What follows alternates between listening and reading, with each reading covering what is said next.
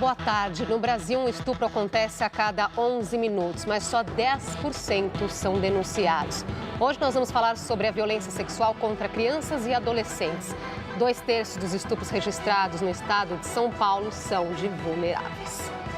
Segundo os dados oficiais da Secretaria de Segurança Pública do Estado de São Paulo, foram registrados no primeiro trimestre deste ano 2.667 casos de estupro em todo o estado. Destes, 1.794 foram de vulneráveis, o que representa 2/3. O número é o maior desde 2013. Os números da Ouvidoria Nacional dos Direitos Humanos também são assustadores.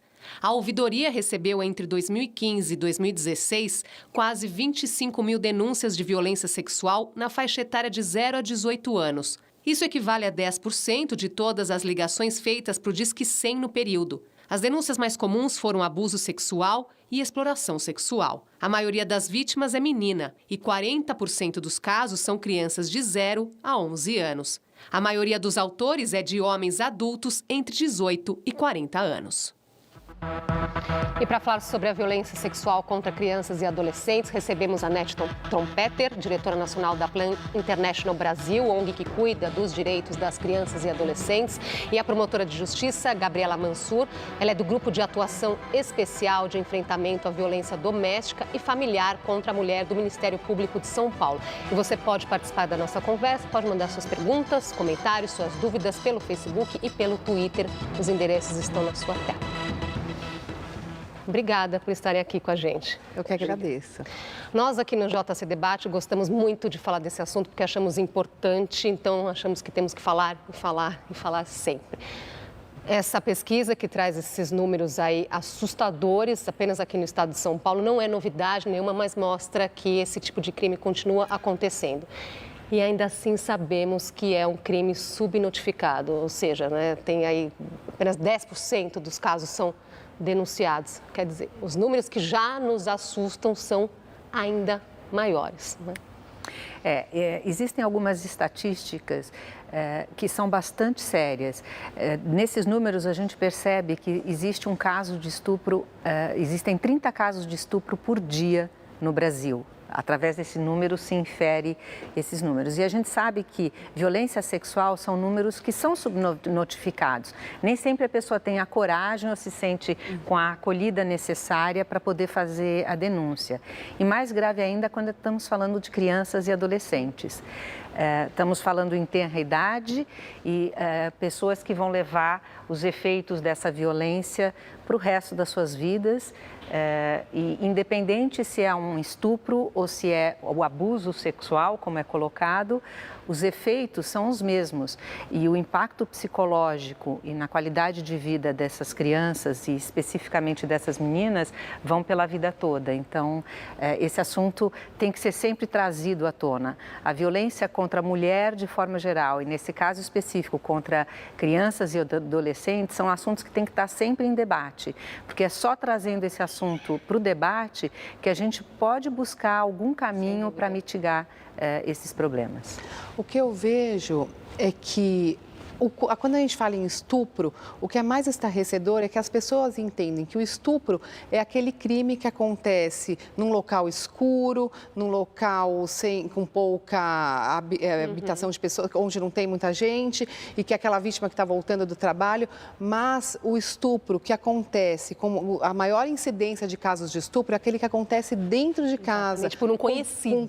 Com pessoas do mesmo círculo familiar ou social da vítima. E essas vítimas geralmente são meninas menores de 18 anos. Então, há uma certa necessidade de conscientização da sociedade para ficar sempre atento aos casos de abuso sexual, de estupro, a indícios da prática desses crimes dentro de casas com meninas e adolescentes. E é exatamente o fato de o autor ser alguém conhecido de dentro de casa que torna a denúncia mais difícil, não é? É bem mais delicada, principalmente porque normalmente você tem uma relação de confiança entre os membros da família. Então, para o próprio jovem, para a própria criança, notificar fica difícil, porque ela tem uma relação com aquela pessoa, ela conhece aquela pessoa, um vínculo afetivo.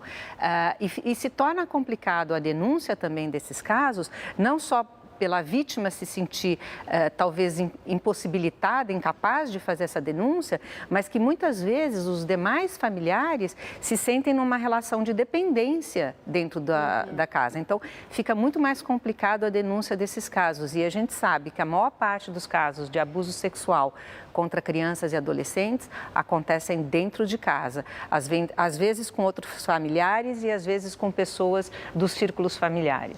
Atuando aí na linha de frente, na investigação e no processamento dos casos de crimes de abuso de vulnerável, que são os crimes de estupro com menores de 18 anos ou com pessoas que de alguma forma não conseguem oferecer resistência, no Código Penal, abaixo de 14 anos, independe da violência ou da grave ameaça para se configurar estupro. Inclusive, o STJ já se manifestou nesse sentido, que independentemente de uma certa, que isso foi uma tese de defesa, que eu não concordo, mas de falar que a vítima tem uma experiência sexual ou já teve contato com a vida sexual com menos de 14 anos, independe disso. Relação sexual ou qualquer outro ato libidinoso com menores de 14 anos é considerado estupro de vulnerável pelo Código Penal. Agora, no entanto, há um projeto de lei que propõe diminuir de 1/6 para 2/3 a pena para o crime de estupro de vulnerável quando o ato não envolver penetração ou sexo oral. Eu acho vai ao contrário absurdo do que nós exatamente, é um vai ao contrário dessa retrocesso. luta, né? Tecnicamente é errado falar isso porque a maioria dos casos de estupro de vulnerável que nós pegamos, que nós processamos, que chegam ao sistema de justiça, não há a penetração, não há a conjunção carnal. Então você tem fatos graves, por exemplo, de sexo oral, às vezes de masturbação, de carícias nas partes íntimas das meninas e dessas moças, que causam, como a Anete já falou, as mesmas consequências graves para aquelas meninas. Um impacto gravíssimo não faz diferença nenhuma vida. Se há penetração. Então, assim, não, e outra coisa que é importante falar tecnicamente, os laudos de exame de corpo de delito nessas vítimas raramente apontam a prática da conjunção carnal, a ocorrência da conjunção carnal. Ou eles são inconclusivos ou muitas vítimas aparecem com um ímen complacente, o que não comprova a conjunção carnal. Então, você vai deixar de punir, na proporcionalidade da conduta, um crime grave, com diminuição de pena. Isso dá uma sensação de impunidade e contrário senso, um incentivo à prática desses graves crimes na nossa sociedade brasileira. E provavelmente a prática também da não notificação, né? Porque a pessoa sente que não vai haver nenhum tipo de investigação ou punição e isso você só está criando mais a subnotificação. E mais, né, do que já acontece hoje, porque nós sabemos aí que o número de, por exemplo, delegacias a favor da mulher são pouquíssimos no nosso país, mas aí tudo bem, poderiam ter delegacias comuns com agentes especializados para receber essa mulher. Quantos que nós temos? Eles são capacitados para receber essa mulher? Porque a gente ouve muitas vezes que quando ela chega para fazer essa denúncia, ela acaba sofrendo 2 vezes, né, esse trauma, vamos dizer assim, o trauma do crime e depois reviver tudo aquilo, não é, Anete? E a grande questão é, talvez nos grandes centros urbanos você até tenha melhores condições com as delegacias e com pessoas capacitadas, com profissionais.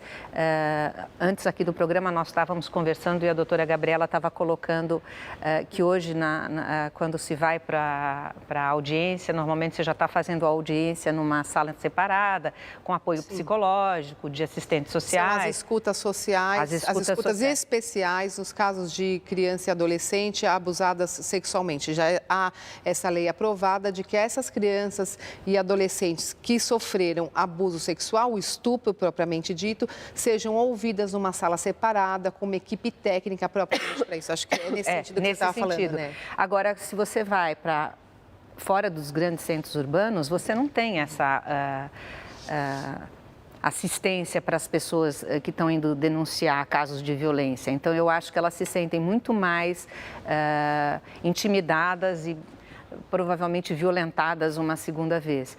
Então, a gente tem que trazer esse assunto à discussão sempre. É bastante importante, porque também é uma forma da gente ter certeza que os órgãos competentes vão se preparar para essa escuta. Agora, só fazendo um gancho no que você falou, Andresa, na questão do atendimento nas delegacias de polícia. Óbvio que nós temos várias reclamações nesse sentido, porque não é que a delegacia de polícia tem pessoas que são machistas ou que estão, de alguma forma, julgando o comportamento da mulher. Nós fazemos parte de uma sociedade machista e patriarcal, em que a mulher ainda é tratada numa situação de inferioridade e sempre é colocado em xeque a palavra da vítima.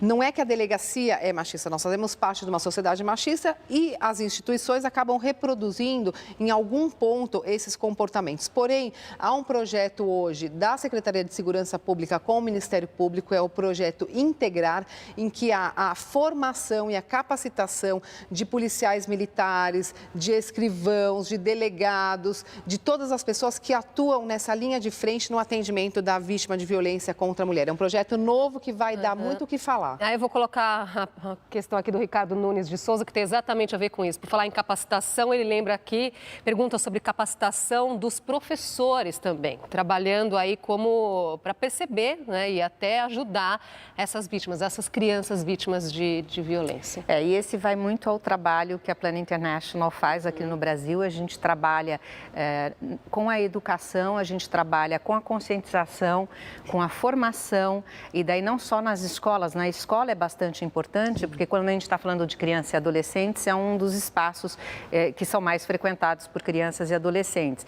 Mas também, dependendo de onde você está, a gente tem alguns projetos que a gente trabalha também a questão da prevenção do abuso e da exploração sexual de crianças e adolescentes na indústria do turismo, na indústria do transporte, ou seja, você tem situações específicas em que você sabe que as crianças e os adolescentes estão mais vulneráveis. Então, a gente tem que tratar aí não só das crianças e dos adolescentes, mas também em capacitação e treinamento de professores, de cuidadores, em esclarecimentos para as próprias famílias e num trabalho que eu acho até que ele é mais de base e que esbarra em tudo aquilo que a gente está falando, porque a desigualdade de gênero é que leva a esse abuso sexual ou essa aceitação da violência sexual como parte da nossa sociedade, né? E que é uma discussão relacionada à educação, porque aí nós já estamos falando de prevenção, que é muito importante. Nós conhecemos o trabalho aqui da Plan, que é uma organização não governamental. Excelente trabalho. Agora, o quanto que o nosso poder público, doutora Gabriela, coloca essa questão como prioridade?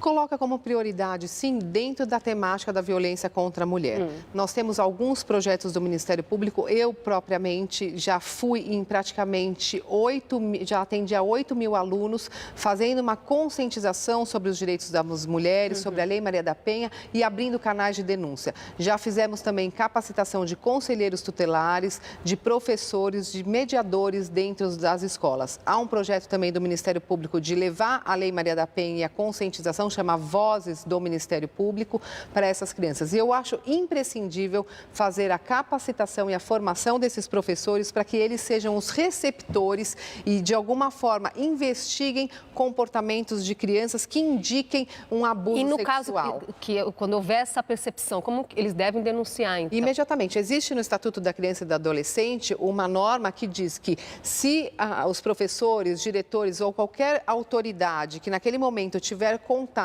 ou tiver a percepção de que aquela criança está sofrendo algum crime, adolescente, deve imediatamente comunicar às autoridades competentes. E eles fazem muito isso, é como se fosse uma notificação compulsória e a omissão, existe um crime próprio para isso, para punir essa omissão das pessoas que têm alguma autoridade sobre as crianças e percebem a prática desses crimes. Nós estamos aqui falando, né, quais são as novidades nesse sentido, o que está tramitando nesse assunto. Falamos aí dessa proposta que pretende reduzir a pena quando não houver penetração, que é uma preocupação muito grande. Por outro lado, tem uma PEC também que propõe que o estupro se torne um crime imprescritível no Brasil. Hoje, o crime de estupro prescreve após 20 anos, é isso, né, doutora Gabriela? É importante então, Agora, nesse sentido, é uma boa notícia. Então, nós estamos aqui falando dessa dificuldade de denunciar, muitas vezes por medo, e a pessoa leva, às vezes, anos para entender que, sim, é importante denunciar esse agressor, não é? É importante e que vai ter algum efeito essa denúncia, porque a preocupação é quando a pessoa denuncia e não tem nenhum efeito. E, na verdade, ela acaba se culpando muitas vezes. Eu estou falando aí especificamente no caso das meninas e das adolescentes, porque quando a pessoa também cresce mais, ela toma uma consciência maior daquilo que poderia ter sido o limite. Quando é muito criança, quando é muito vulnerável, a pessoa nem sempre sabe qual é esse limite.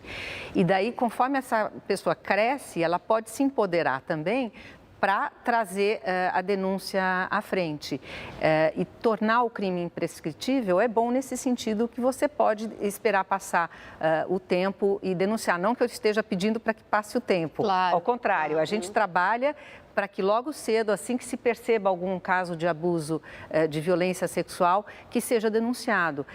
E isso tem que ser feito também num trabalho de longo prazo com as famílias e com os homens. As famílias para entenderem que as crianças vão ter impactos na vida dela muito tardios até de violência sexual, mas também trabalhando com os homens e os meninos nas famílias para saber que as meninas não são propriedade dos homens e dos meninos. O estupro e a violência sexual são resultado de situações de desigualdade, quando um se sente mais empoderado ou mais superior. E os dois têm que entender isso, né? Os meninos perceberem que as meninas não são propriedade deles e as meninas entenderem que isso não é nada natural, como se naturalizou ao longo de tanto tempo. Né? Ainda nessa parte da imprescritibilidade, óbvio que eu sou a favor que tudo que dá mais poder para as mulheres na denúncia, na busca pela justiça, é salutar, é importante, é um avanço. Mas nós temos que fixar, apenas passar para a sociedade 2 pontos. A prescrição do crime de abuso de vulnerável, ela começa a contar após os 18 anos. Então, em tese, essa mulher que foi abusada na infância, ela tem até os 38 anos para denunciar. O que é muito importante frisar é a natureza da ação penal. No caso de estupro de mulheres acima dos 18 anos, a natureza da ação penal é pública condicionada à representação. E essa representação, o prazo, ele é muito curto, ele é de 6 meses. Então, não adianta tornar imprescritível o crime de estupro se nós não alterarmos a natureza da ação penal. No meu entendimento, como promotora de justiça e militante, ativista dos direitos da mulher, eu entendo que os crimes de violência sexual, eles devem ser de ação penal pública incondicionada. Ou seja, é dado ao Estado a liberdade, a legitimidade, a competência para processar esses casos. Até porque muitos casos são com entes queridos, são com pessoas que têm uma certa ascendência sobre aquela família, sobre aquela mulher, e você não consegue romper o silêncio, você não consegue fazer prova, e muitas vezes a palavra dessa vítima, que é criança e adolescente, ela é desacreditada, porque a pessoa, ela nem sabe que está numa situação de abuso, só vai perceber quando ela começa a se relacionar sexualmente, e aí quando ela vai fazer a denúncia, só tem a palavra dela, não tem um laudo pericial para comprovar, e essa palavra, a palavra da mulher em todos os crimes de violência sexual e de violência contra a mulher de qualquer forma, ainda é posta em jogo. Posta em dúvida. Né? Sim, e é muito importante nós sabermos disso. Mas óbvio que é um avanço importantíssimo. Mas o prazo de 6 meses ele é curto porque a mulher se sente isolada. Primeiro ela vem a culpa, depois vem a vergonha, depois vem a raiva e depois vem a falta de saber aonde que ela vai denunciar. Como que ela vai chegar ao sistema de justiça? Será que a delegacia está preparada para atender esses casos? Qual que é o apoio que essa mulher tem? Fazer uma pausinha aqui na nossa conversa, a gente volta já.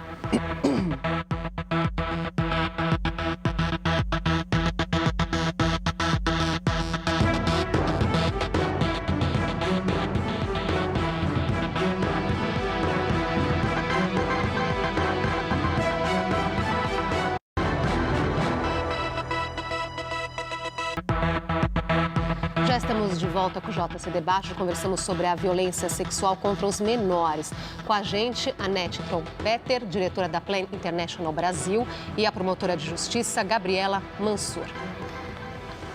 Vou colocar aqui a opinião das pessoas, tem mais gente participando. O Adriel, via Twitter, ele pergunta como orientar ou mesmo abordar esse assunto com os menores sobre possíveis abusos.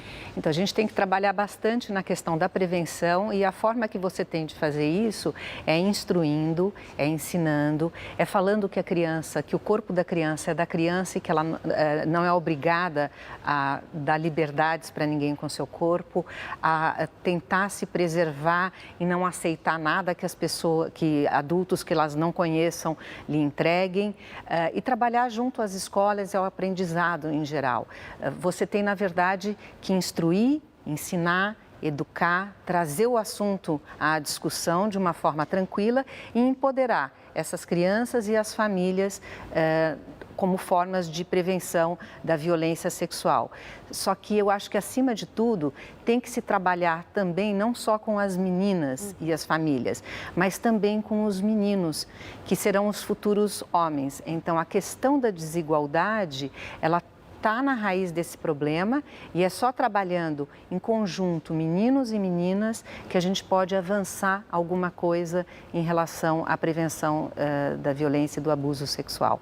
E sempre incentivar a notificação, o Disque 100, avisar que existe um canal para essas notificações também. Sim. Até no mesmo sentido que a Nete está falando, Andresa, eu acho muito importante esse trabalho de conscientização dos meninos e dos homens, que serão os futuros, em tese, autores de violência, porque atrás de uma mulher que sofre um estupro, que é agredida fisicamente ou moralmente, tem um homem, e é com ele que nós precisamos falar, não somente empoderar as mulheres. Nesse sentido, nós fazemos um trabalho no Ministério Público, um projeto que chama Tempo de Despertar, que é a ressocialização do autor de violência contra a mulher. Não entra a violência sexual, mas o que eu percebo na fala desses homens? Que eles falam muito o seguinte: existe a mulher para casar e existe a mulher para pegar. Como assim existe a mulher para pegar? Essa mulher não é respeitada nas suas escolhas, na sua liberdade sexual? Como eles fazem essa diferenciação? Então, eles cresceram praticamente com essa educação, não só dentro de casa, mas o que é passado pela mídia, o que é passado nas escolas e com o convívio social deles, em que as mulheres não devem ser respeitadas no seu corpo, nas suas escolhas. E é um comportamento que se repete. Se repete. Então, é cultural. Esses meninos dentro de casa, nós temos que ensinar sempre os meninos, dentro de casa e nas escolas, a respeitar os direitos das mulheres. Seja o direito intelectual, seja a liberdade sexual, seja a posição de igualdade em todos os setores da vida privada e pública. Eu queria que vocês dessem uma palavrinha, porque eu lembro que teve uma outra vez que nós falamos muito, o uso desse termo cultura do estupro, que as pessoas falam, não, mas não existe essa cultura do estupro no nosso país. Vocês colocaram aqui, sim, esse tratamento que se dá, é uma questão cultural, e chegamos nesse termo cultura do estupro. Eu queria que vocês aproveitassem esse espaço para explicar um pouquinho. Há essa cultura do estupro aqui no... Há, na medida em que existe aí um desafio de combater o machismo de uma forma geral, e o machismo, ele te leva a essa cultura do estupro. O que é a cultura do estupro? É a cultura de você achar que você tem a propriedade ou o direito ou a forma como segregar ou como separar a mulher que é para casar ou a mulher que é para fazer sexo, ou etc. Isso é uma cultura de estupro. A partir do momento em que você está tratando a mulher como um objeto, como uma propriedade, como alguém que pode se subjugar a você, você está alimentando essa cultura do estupro. Você está quase que permitindo o estupro e incentivando esse estupro, porque a pessoa se sente de alguma forma proprietária. Então, eu acho que existe sim essa cultura do estupro, na medida em que a gente tem ainda uma sociedade bastante machista. Eu concordo com a Nete e eu acredito que a cultura do estupro ela está inserida de uma cultura de violência contra a mulher, em que a mulher ela é como se fosse uma espécie de uma cultura de violência contra a mulher, onde a mulher ela ainda é colocada numa situação de inferioridade, de submissão, em que há um controle das escolhas da mulher sobre o seu próprio corpo. Nós ainda não temos esse respeito. E também, Andresa, eu queria deixar aqui, claro, a sensação de impunidade que muitas mulheres têm quando elas acessam o sistema de justiça, mas ainda não é dada credibilidade à sua palavra. Esses crimes de abuso de vulnerável e como outros crimes de violência contra a mulher, eles têm pouquíssimas provas. Muitas vezes eles ocorrem entre quatro paredes, sem ter a presença de outras pessoas, obviamente. Então fica a palavra dessa vítima, dessa mulher, e essa palavra é posta em jogo. Porque ainda a palavra da mulher é tida como uma possibilidade de mentira e de prejudicar um homem. E aí eu deixo aqui uma posição minha como promotora, como mulher e como membro do Ministério Público. Existe uma possibilidade de um projeto de lei que torna o crime de denunciação caluniosa nos casos de estupro, caso haja absolvição, que essa pessoa que denunciou seja um crime inafiançável e imprescritível. Isso é um absurdo, porque isso vai criar mais um obstáculo para a denúncia, que já é pouca, já é 10% Exatamente, dos casos que ocorrem. E isso é um retrocesso aos direitos das mulheres. Tem um minutinho final para uma palavrinha. A minha palavrinha aqui fica na questão da educação, da instrução e de trazer sempre esse assunto à tona, ao debate. É importante, obrigada por me ter recebido aqui. É um prazer, nós vamos voltar nesse assunto quantas vezes aí forem necessárias. Muito obrigada, parabéns por trazer pelo trabalho. Imagina, E até nós uma que agradecemos. Obrigada. Obrigada pela sua companhia. Boa tarde para você.